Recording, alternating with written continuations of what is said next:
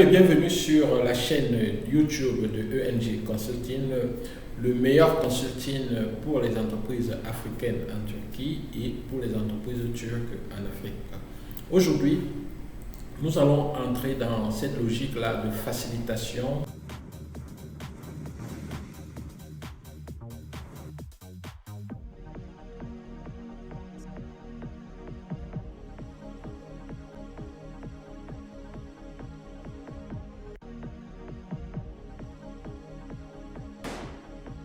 de la vie des Africains qui se trouvent en Turquie en leur partageant un certain nombre d'informations. Il y a quelques semaines, le ministre de l'Intérieur, du moins qui est chargé de l'immigration, a fait une conférence, a fait une sortie pendant laquelle il a expliqué un certain nombre de choses, n'est-ce pas, qui peuvent être utiles pour tous les résidents ou du moins pour tous ceux qui envisagent de s'installer en Turquie. Aujourd'hui, nous allons parler de cet aspect, mais par rapport à la résidence, au type de visa que vous avez pris, le rapport entre le type de visa que vous avez pris avant de venir et la résidence en Turquie. Donc, soyez très attentifs pendant cette vidéo. Nous allons essayer de traduire et d'analyser brièvement ce qu'il a dit et ce qui ressort de cela et comment est-ce que ça devrait impacter votre décision. Une fois que vous avez pris vos popcorn, vos arachides ou je ne sais pas trop quoi d'autre, votre jus, installez-vous sur votre canapé, asseyez-vous très bien, ouvrez grand les oreilles, on va commencer. Burada da iki kaçak yol var. Kaçak yol şu, öğrenci vizesiyle geliyor, sonra ikamet vizesine başvuruyor. Sağlık vizesiyle geliyor bir takım ayarlamalarla. Sağlık vizesiyle geldikten sonra diyor ki ben bundan sonra ikamete başvuruyorum ve burada kalacağım. Bu iki yolu tıkadık. Arkadaş sen sağlık için gelmişsen sağlığını yaptır veririm. İki, öğrenlik için gelmişsen başımız üzerinde yerin var zaten seni kabul ediyoruz. Ama başka bir vizeye seni vermiyoruz. Orayı kestik. Yani istismar alanını kesmiş olduk. Öğrenim vizesiyle gelip hemen öğrenim vizesinin akabı bitmeden öğrenim vizesinin içerisinde ikamet vizesine başvurana artık ikamet vizesi vermiyoruz. Öğrenim vizesine devam ettireceğiz. Kural açık net. Ha kalmayacak. Burada okumayacak. Üniversiteyle ilişkisi kesildiği andan itibaren de ülkesine gelecek. Çünkü burada bulunmasının amacı öğrenim vizesi. Ve yine bu da yeni. Donc voilà, on va d'abord expliquer cela. Donc ici c'est quoi? Vous venez, premièrement, vous venez avec un permis de résidence, vous venez avec un visa étudiant. Il faudrait que vous demandiez une résidence étudiante. Si vous demandez une autre résidence, ça sera refusé. Deuxième possibilité, vous venez avec un visa étudiant, vous demandez effectivement une résidence étudiante, mais vous n'avez pas fini les études, vous êtes en cours des études et vous arrêtez pour demander un autre type de résidence, ça sera également refusé. Donc, en troisième position, une fois que votre donc la communication, c'est-à-dire que votre lien avec l'université, vous le rompez, n'est-ce pas, alors que vous êtes venu avec un visa étudiant. Une fois que vous rompez le lien avec l'université, c'est-à-dire qu'on annule votre permis de résidence. Donc, vous êtes renvoyé dans votre pays.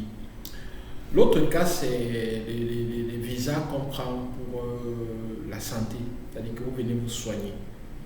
Lorsque vous finissez de vous soigner, si vous voulez prolonger votre séjour, ça sera refusé parce qu'on va se dire, vous êtes venu vous soigner, maintenant vous avez guéri, inutile de continuer de rester.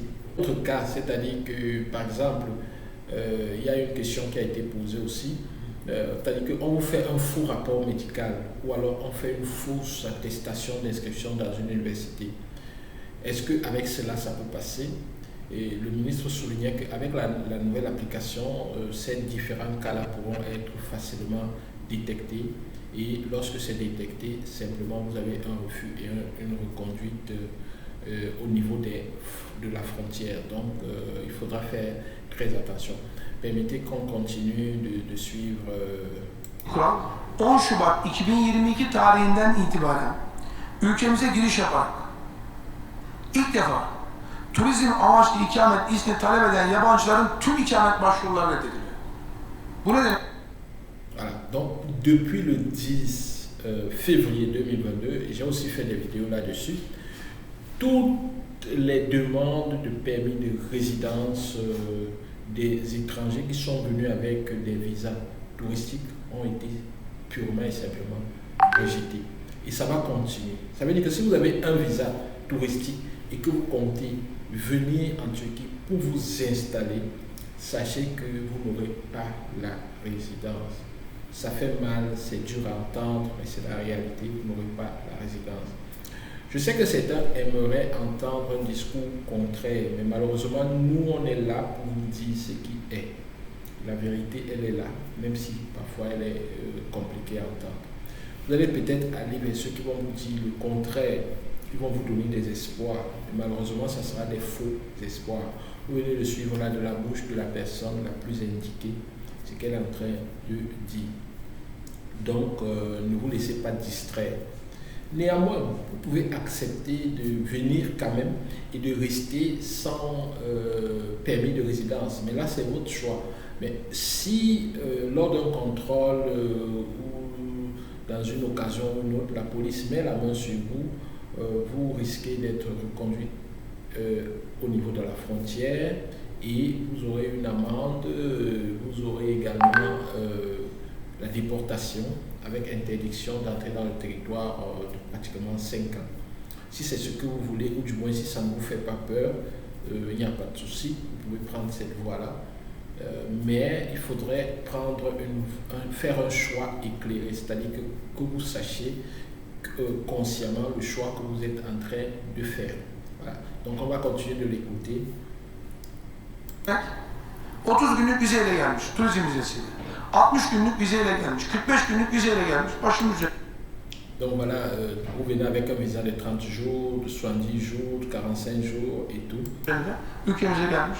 Ama onun esas amacı kısa süreli bir vizeyle gelip daha sonra Türkiye'de kalmak. Donc votre but final c'est de rester en Turquie. Donc votre projet, si vous venez avec d'abord un visa court séjour et après le but c'est de rester en Turquie. 10 Şubat'tan itibaren à partir du turizm vizesiyle gelerek Türkiye'de süresini bitirenlerin tous les étrangers qui sont venus et avec un visa touristique ikametlerinin başvurularını reddediyoruz. Ve tous ceux qui sont venus avec un visa touristique court séjour comme ça, n'est-ce pas, après l'expiration de leur période inscrite sur le visa, lorsqu'ils ont demandé des ikamet, tout a été refusé et ça va continuer. Yakaladığımız zaman da ülkelerine geri deport ediyoruz veya terke davet ediyoruz. Et yakalandığınız zaman, c'est-à-dire lorsqu'on vous arrête, c'est-à-dire que peut-être vous êtes venu avec 30 jours, les 30 jours sont expirés et vous avez demandé peut-être un ikamet dans une résidence, ça a été refusé et vous êtes quand même resté. Au moment où on met la main sur vous, on vous fait le déport, on vous renvoie dans votre pays. Yine bir şey vardı, bunu da değiştirdik yılbaşından itibaren. Une nouvelle chose Bunlar qui a hep été changée. yeni duyduğunuz işler, meseleler. Şöyle bir kural var. Bir kişi Une personne eğer bir ev satın alırsa, bu evin miktarı önemli değil. 20 bin liraya, 30 bin liraya, 10 bin liraya. quel que soit le Bu montant, kişiye biz cette personne ikamet veriyorduk. on donnait Şimdi bunu permis yükselttik. de résidence. Dedik ki, büyük şehirlerde 75 bin dolara bir ev Il faudrait une maison de satın alıyorsa 70, sana biz 75 ikamet veririz. dollars dans les grandes villes Veya pour avoir O la da- résidence. o da fake olmayacak. Yani sahte bir şey olmayacak. O Il da faudrait que ce tespit edilecek soit clair, que ce arkadaşlar. soit pas un faux. Normal şehirlerde de yani diğer 51 vilayette de 50 bin dolar alıyorsan, yani buraya da bir kural getirdik. Bunu da arttırabilme kabiliyetine sahibiz. Bu da bizim idari kararımız. Ama burada hiçbir sınır yoktu. Buna şimdilik bir sınır koyduk ve bu sınırı bir Il n'y a pas de vesileyle limite, maintenant c'est limité. izleyerek kararımızı revize etmeyi değerlendireceğiz. Yine bir karar daha aldık. O da şu. Sahte kira kontratları vardı. Aussi au niveau Yani des sahte kira contrats kontratı o da şöyle. de gidiyor. location. Elinde bir kira Il y avait des kontratı var. faux contrats de location. Notere Et kendisi beyanda pour bulunuyor. résoudre ça, Ve noter doğal olarak on da a bu kira demandé kontratını quand onaylıyor. même maintenant, c'est-à-dire que Bu le aslında bailleur aynısıdır diyor va çünkü avec vous chez bir le aslı var notaire elinde yani. pour Ha burada bir şey getirdik. légaliser le contrat. bir Türk vatandaşı veya ilgili bir isim mülk sahibi. C'est justement avec ce contrat-là que vous partez au niveau de l'immigration, afin que votre permis de résidence vous soit remis. Donc voilà un peu les grandes lignes par rapport à cette première vidéo d'explication des propos du ministre. En conclusion, ce que nous pouvons dire, c'est que si vous avez un permis, vous venez avec un visa étudiant, sachez que vous devez être étudiant jusqu'au bout, du moins jusqu'à la fin de vos études, avant d'envisager autre chose.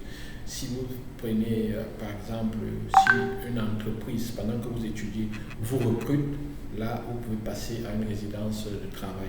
Si à la fin de vos études, vous êtes recruté, vous passez également à une résidence de travail. Mais hors de ces cadres-là, vous devez rester étudiant jusqu'au bout. Santé, pareil. Tourisme, il n'est plus possible de prendre une résidence touristique. Lorsque vous venez avec un visa touristique, la période qui se trouve sur votre visa, lorsqu'elle est expirée, vous devez rentrer dans votre pays. Si vous ne rentrez pas, lorsqu'on va vous prendre dans la rue, vous serez déporté. Donc voilà en bref. Et aussi au niveau des maisons, avant, quel que soit le montant que vous auriez mis pour acheter une maison, on vous donnait automatiquement un permis de résidence. Mais à partir de février, du moins on a élevé le montant pour avoir une résidence parce qu'on a acheté une maison. Pour les grandes villes, c'est monté à 75 000 $. Pour les autres villes, 50 000 $. Donc les noms des villes et tout, c'est connu, c'est dans le site web de l'immigration. Donc voilà en bref. Donc c'est pour dire quoi? Pour faire une brève analyse, parfois on ne vous dit pas tout. C'est-à-dire qu'on vous fait rêver, on vous dit des choses d'une certaine façon parce qu'on veut vous laisser passer à l'action. Nous, à ENG Consulting, on vous dit les choses telles qu'elles sont. C'est-à-dire que si vous vous rendez en Turquie et que vous avez un visa touristique, ne rêvez pas, vous n'aurez pas de résidence. Donc si vous voulez notre conseil et que vous voulez venir en Turquie avec un visa touristique et rester sans permis de résidence, ne demandez même pas le permis de résidence parce que ça sera refusé. Ça ne sert à rien de dépenser votre argent. Vous allez investir 500 $ sur un truc que vous connaissez déjà à l'avance que ça sera refusé. Bon, mais si vous voulez, vous avez 500 $ à jeter par les fenêtres, ok, allez-y. Même si c'est refusé, vous aurez atteint votre but, c'est-à-dire jeter 500 $ par les fenêtres. Mais si vous n'avez rien à faire avec vos 500 $, de grâce, donnez ça à ENG Consulting, devenez investisseur chez nous, donnez-nous vos 500 $, faites un petit contrat avec nous et revenez un an après, vous allez voir ce que vos 500 $, ce qu'on aurait fait avec, puisque vous serez déjà dans les investisseurs de certains de nos projets ou alors des projets de nous. Donc nous avons plusieurs choses que nous pouvons faire avec 500 $. Et surtout que ça vous revient plus cher aussi parce que certains pour prendre le visa sont passés par des réseaux de visa. Parfois des réseaux, j'ai toujours trouvé ça ridicule, mais bon, parfois ces réseaux vous prennent 1 million, 2 millions, je ne comprends pas. Le visa se donne à 50 000 dans l'ambassade, mais on ne va pas dans un réseau donner 1 million. Bon, chacun sa logique. Vous donnez 1 million, 2 millions pour avoir le visa, vous arrivez en Turquie, billet d'avion dans les 700 000. Donc quand vous arrivez, vous faites votre résidence dans les 300-400 000. Donc vous êtes déjà dans les 3 millions, 4 millions même pour certains. Vous mettez comme ça 8 000 $ sur un projet. Et vous continuez à dépenser et puis à la fin, vous retrouvez en point d'interrogation, c'est-à-dire que vous vous retrouvez là suspendu. Vous ne pouvez pas avancer, vous ne pouvez pas reculer. Vous êtes obligé de jouer au chat à la souris avec la police jusqu'à ce qu'on vous attrape et qu'on vous rapatrie dans votre pays après avoir dépensé tout cet argent. C'est la raison pour laquelle vous devez faire attention. Même si vous avez déjà obtenu le visa touristique, si votre objectif c'est de vous installer en Turquie de manière pérenne, n'utilisez pas. Vous pouvez aussi ne pas l'utiliser, ne l'utilisez pas. Ou alors si vous venez, sachez que vous devez respecter le délai et rentrer à temps pour ne pas griller votre cadre parce que lorsqu'on vous déporte, on vous donne 5 ans. Et 5 ans, ce n'est pas 5 jours. Avec ces 5 ans-là, ça sera juste conduit au cimetière. Donc, nous vous donnons comme ça des conseils. Ce sont juste des conseils. Ne vous demandons pas de les suivre, mais prenez des décisions éclairées par la vérité. Et très peu des personnes, des Africains installés en Turquie, ou du moins ceux qui ont notre expérience, vont partager ainsi la vérité avec vous. Ça choque, parce que généralement je reçois des messages, des insultes, je reçois bon, je ne peux pas dire menaces, parce que très peu sont des personnes qui sont en Turquie ou pas, qui peuvent me menacer. On ne me menace pas. Mais c'est pas loin de ça, quoi. C'est-à-dire que, mais néanmoins, je vais toujours ainsi privilégier le partage de la vérité. Même si vous me remettez votre argent, vous voulez me remettre votre argent, si je sens qu'il y a quelque chose qui cloche, quels que soient les cas, le service que je dois vous rendre, je ne prends pas votre argent parce que je n'ai pas besoin de ça. J'ai tellement de sources de revenus et je suis un winner. Je réussis, je gagne dans tout ce que je fais. À telle enseigne que je n'ai pas besoin de jouer au petit malin avec votre argent pour m'en sortir. Et ceci dit, pour terminer cette vidéo, je voudrais aussi souligner que lorsque vous prenez certains de nos produits, nous ne pouvons pas prendre des décisions pour vous passer à l'action. Ce n'est pas à nous de passer à l'action. Nous passons à l'action en vous permettant de passer à l'action. Faites très attention à cela. Donc, il ne faut pas venir vers nous pour dire non, ça fait 3 mois, je n'ai pas fait d'achat, ça fait 6 mois, je n'ai pas fait d'achat parce que vous ne m'envoyez pas les produits ou ceci. Nous n'envoyons pas les produits, c'est notre politique.